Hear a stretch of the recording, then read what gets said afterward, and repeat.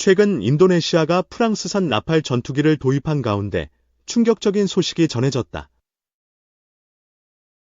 KF-21 전투기의 경쟁 기종으로 알려진 라팔 전투기가 공중전에서 5세대 스텔스 전투기인 F-35A에 완패했다는 프랑스 공군 보고서가 공개된 것이다. 이에 따라 인도네시아의 미래 공군 전력에 큰 공백이 발생할 것으로 우려되고 있다. 프랑스 공군은 최근 보고서를 통해 라팔 전투기가 5세대 스텔스 전투기를 상대하기에는 한계에 도달했다고 분석했다. 현재 라팔에 탑재된 레이더와 센서만으로는 스텔스 전투기를 탐지하고 대응하기 어렵다는 점이 명확해졌다. 이 보고서의 내용이 알려지면서 인도네시아뿐만 아니라 인도, 이집트 등 라팔 전투기를 운영하거나 도입을 고려하는 국가들에서도 혼란이 커지고 있다. 인도네시아는 KF-21 전투기를 한국과 공동 개발하고 있지만 실제로 개발에 기여하는 부분이 적으며 자금 납부도 제대로 이루어지지 않았다. 반면 프랑스산 라팔 전투기 40여 대를 도입하는 데 집중하고 있었는데 최근 보고서로 인해 이 결정이 잘못된 것 아니냐는 비판이 나오고 있다. 특히 라팔 전투기의 성능이 기대에 못 미친다는 사실이 확인되면서 인도네시아 내부에서도 다시 KF-21 도입을 검토해야 한다는 목소리가 높아지고 있다. 인도의 군사 매체들도 이번 보고서를 바탕으로 라팔 전투기의 성능 재평가가 필요하다고 지적하고 있다. 현재 36대를 운영 중인 인도 공군은 추가 도입 계획을 수정할 가능성이 커졌으며 5세대 전투기를 조속히 확보해야 한다는 논의가 진행 중이다. 이는 중국이 개발한 젠-35 스텔스 전투기를 파키스탄이 도입할 예정이라는 점과 맞물려 인도의 안보 불안을 더욱 가중시키고 있다. 프랑스 공군 또한 이번 결과에 큰 충격을 받은 것으로 보인다. 라팔 전투기의 성능이 기대에 미치지 못한다는 점이 드러나면서 프랑스가 독일과 함께 추진하는 차세대 전투기 사업 케이스가 완료될 때까지 공백을 어떻게 메울지가 중요한 과제가 되었다. 최근 미국 공군과 진행한 공중 모의전에서도 최신형 라팔 F4 기종이 F-35 전투기를 단 한 대도 격추하지 못했다는 점이 보고되면서 라팔 전투기의 한계가 분명해졌다.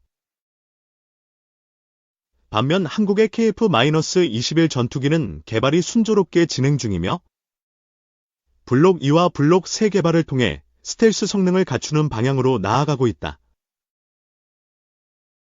특히 내부 무장창, 스텔스 도료 및 복합재 개발이 진행 중이며 2030년까지 완전한 스텔스 전투기를 완성하는 것을 목표로 하고 있다. KF-21은 기본 설계 자체가 F-22 랩터와 유사한 스텔스 형상을 갖추고 있어 추가 개량을 통해 높은 수준의 은폐 능력을 확보할 수 있을 것으로 기대된다. 라팔 전투기의 한계가 드러나면서 인도네시아 국민들의 여론도 변화하고 있다. 특히 필리핀과 말레이시아 등 주변국들이 KF-21 도입을 고려하는 상황에서 인도네시아가 잘못된 선택을 한 것이 아니냐는 비판이 거세지고 있다. 하지만 이미 라팔 도입에 10조 원 이상을 투자한 상황에서 다시 KF-21로 방향을 선회하는 것은 쉽지 않다. 또한 그동안 인도네시아가 한국과의 협력 과정에서 보인 태도 때문에 양국 간의 신뢰가 낮아진 것도 해결해야 할 과제다. 앞으로 KF-21은 내부 무장창과 스텔스 센서를 통한 완전한 은폐 능력, 강력한 데이터 링크를 기반으로 5세대 전투기 수준의 성능을 갖추게 될 전망이다. 우수한 성능과 합리적인 가격, 빠른 납기 일정 덕분에 KF-21이 글로벌 전투기 시장에서 라팔의 대체제로 자리 잡을 가능성이 커지고 있다. 지난 16일 우리 정부는 KF-21 사진 공동개발국인 인도네시아의 분담금을 기존 1조 6천억 원에서 6천억 원까지 3분의 1로 줄이는 조정안을 확정했다. 인도네시아가 재정난을 이유로 분담금 삭감을 요청한 데 따른 것이다. 이에 따라 정부와 한국항공우주산업은 처음 예상했던 것 이상의 비용 부담을 추가로 지게 됐다. 불합리한 인도네시아의 제안에도 우리 정부가 수용한 것은 이유가 있다는 평가다. 방위사업청은 인도네시아에 대한 기술 이전도 6천억 원 범위에서 할 것이라며 납부받은 금액에 맞춰 공동 개발 규모를 줄이겠다는 입장이지만 실제 인도네시아 수출을 우려하는 분위기다. 방산업계 관계자는 인도네시아와 공동 개발에 실패해도 KF-21 수출이 가능하다면 폴란드, 사우디아라비아 등 잠재 수출국과의 협상에서도 유리한 위치를 차지할 수 있다고 설명했다. 이번 조정안에도 인도네시아가 현지 조립으로 도입, 수출, 하는 물량이 당초 계약분인 48대로 유지돼 있다. 인도네시아 현지 매체들에 따르면 인도네시아 정부는 2022년 프랑스에 81억 달러, 약 10조 7천억 원을 주고 라팔 전투기 42대를 도입하기로 했다. 인도네시아가 KF-21 공동 개발에 참여하기로 결정한 2016년 이후다. 이 때문에 인도네시아 정부 역시 적극성이 떨어진 것 아니냐는 평가도 나온다. 인도네시아 매체인 조나 자카르타는 최근 인도네시아군은 노후한 러시아산 수호이 전투기와 F-16으로만 채워져 있다며 라팔은 새로운 전투기인 KF-21 보라매보다 경험이 많고 전투에서 입증된 기체라고 썼다. 주위 안보 정세가 빠르게 변하는 가운데 KF-21 개발을 기다리기보다 대체 전력 구매 필요성이 커졌다는 평가다. 당초 KF-21 분담금 성격이 연구개발을 위한 공동투자여서 인도네시아가 한국의 금융대출 지원을 이용할 수 없는 점도 있다. 방위사업청 관계자는 라팔, 수입, 도 프랑스 은행에서 80에서 90% 대출받아 진행됐다며 인도네시아는 KF-21 사업도 대출받고 싶어 했지만 금융 지원을 위한 관련 제도가 없었다고 설명했다. 일각에선 연말께 케아와 인도네시아 정부가 현지 생산을 위한 양해각서를 체결할 가능성도 제기된다. 방산업계 관계자는 인도네시아는 국산 훈련기 KT-1과 고등훈련기 T-50을 처음 구매한 국가라며 당장 서운한 측면이 있어도 미래 수출을 위해 소홀히 대해선 안 된다고 전했다. 테이슨 데스크 2025서 로봇드론 통합관제 솔루션 드론워크 알린다. 국내 기업과 협력해 간접 수출 도전. 테이슨 대표 김영우 은 오는 2월 26일 수부터 28일 금까지 부산 백스코에서 열리는 데스크 2025분에 참가한다고 밝혔다. 테이스는 2013년 설립 이래 영상 촬영 및 제작 솔루션 개발 역량을 고도화해 온 국내 기업이다. 특히 독자 개발한 고성능 영상 엔진과 콘텐츠 관리 기술을 기반으로 영상과 위치, 정보를 통합하는 주요 비디오 솔루션을 상용화. 이에 대한 특허를 획득하는 데에도 성공했다. 나아가 테이스는 자사의 주요 비디오 솔루션을 드론 로봇 하드웨어에 접목해 새로운 가치를 창출하는 소프트웨어 개발을 지속하고 있으며 이를 중심으로 신규 시장 진출을 도모하며 글로벌화를 추진하고 있다. 이번 전시에서 테이스는 다수의 이기종 드론 스테이션을 스마트폰 애플리케이션 앱으로 운영 및 관제할 수 있는 드론워크 솔루션을 선보일 예정이다. 다수 기기 간 연결성을 바탕에 둔 동시 모니터링 기능을 골자로 하는 해당 솔루션은 DJI, 퍼저아, 오텔 등 다양한 브랜드 제품군과의 호환성을 제공한다. 테이슨의 드론워크 솔루션을 활용하면 드론 스테이션과 연결되며 사전 설정된 스케줄에 따라 각각의 드론이 무인 순찰 비행을 수행하도록 제어할 수 있다. 이 같은 기능으로 주기적인 감시 정찰이 필요한 현장을 간편하게 모니터링하거나 안전점검 업무를 자동화할 수 있다는 것이 회사 측 설명이다. 더불어 드론을 통해 획득한 영상 이미지 속에서 실시간으로 객체를 탐지하는 AI, 인공지능, 모델도 적용됐다. 이를 통해 드론워크 솔루션은 드론 로봇의 감시 구역 내 침입 여부나 화재 등 재난 상황을 자체적으로 감지할 수 있는 기능을 부여하며 실종자를 탐색하는 데에도 이 같은 기능을 활용할 수 있다.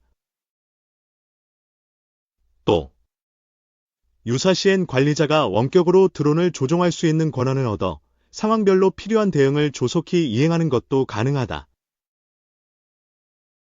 테이슨 관계자는 자사 드론워크 솔루션은 로봇 원격 조종, 실시간 영상 관제, 센서 모니터링, 현장 순찰대원 관리와 원활한 정보 공유 기능을 통합한 솔루션기라며 다양한 센서를 연동해 드론 및 로봇이 현장 상황을 종합적으로 모니터링할 수 있도록 지원하며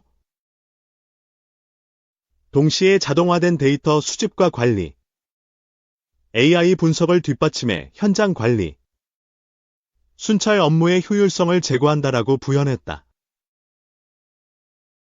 이어 기미 국내에선 한국도로공사, 조선 및 석유화학 분야 기업들 현장에 드론워크가 도입되어 건설 현장 모니터링과 안전사고 예방, 시설 안전 점검 등에 적극적으로 활용되는 중이라며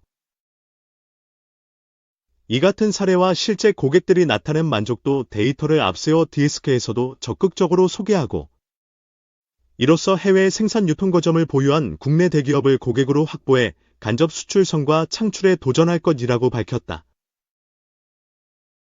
한편 10주년을 맞은 드론쇼 코리아가 데스케라는 이름으로 새롭게 도약한다. 드론에 대한 모든 것. 드론의 무한한 확장을 주제로 하는 이번 전시회의 전시 품목은 다음과 같다. 드론, 농업, 공간정보, 안전보안, 배송물류, 건설업, 교통관제 등 로보틱스, 무인기, 휴머노이드, 지상해상 로보틱스, 스마트 팩토리 및 자동화, 센서, 기타 SW 및 부품 등 미래 항공 모빌리티, UAM, 버트포트, 지상관제, 운영 SW, 통신, 인증 등 평화 유지안보, 대테러 및 평화 유지를 위한 드론의 활용, 전투체계의 자율화 및 고도화 등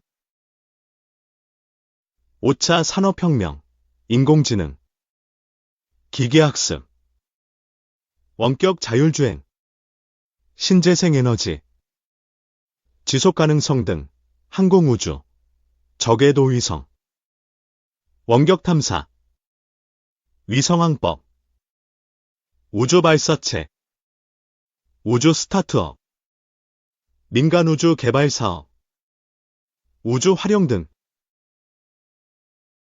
3. 트럼프 중국과도 더러운 거래, 대만 위험에 처할 수도. 미국의 이익을 위해 다른 국가 영토에 대해 야욕을 드러내고 필요에 따라 동맹국과 적성국을 구분하지 않는 도널드 트럼프 미국 대통령의 통치 방식이 대만을 위험에 빠뜨릴 수 있다는 주장이 제기됐다. 18일 현지 시간 워싱턴 포스트는 그린란드와 가자를 원하는 트럼프, 대만을 넘보는 중국을 대담하게 만들 수 있다는 제아의 기사에서 트럼프 대통령의 거래주의 외교가 대만 등 동아시아 정세에 미칠 영향을 분석했다. 트럼프 대통령은 취임 이후 그린란드를 합병할 수 있다며 군사력 사용을 배제하지 않는다고 위협했다. 또 경제력을 앞세워 캐나다를 미국의 51번째 주로 편입하자고 제안했고 가자 지구를 중동의 리비에라로 만들겠다는 구상을 밝혔다. 그는 당사국인 우크라이나와 유럽을 배제한 채 러시아와 단독으로 우크라이나 종전 협상을 시작했다. 볼로디미르 젤렌스키 우크라이나 대통령은 이런 미국 러시아 밀착에 강하게 반발하며 예정됐던 사우디아라비아 방문을 취소했다. 전문가들은 트럼프 대통령의 이런 태도가 중국에도 영향을 미칠 수 있다고 예상했다.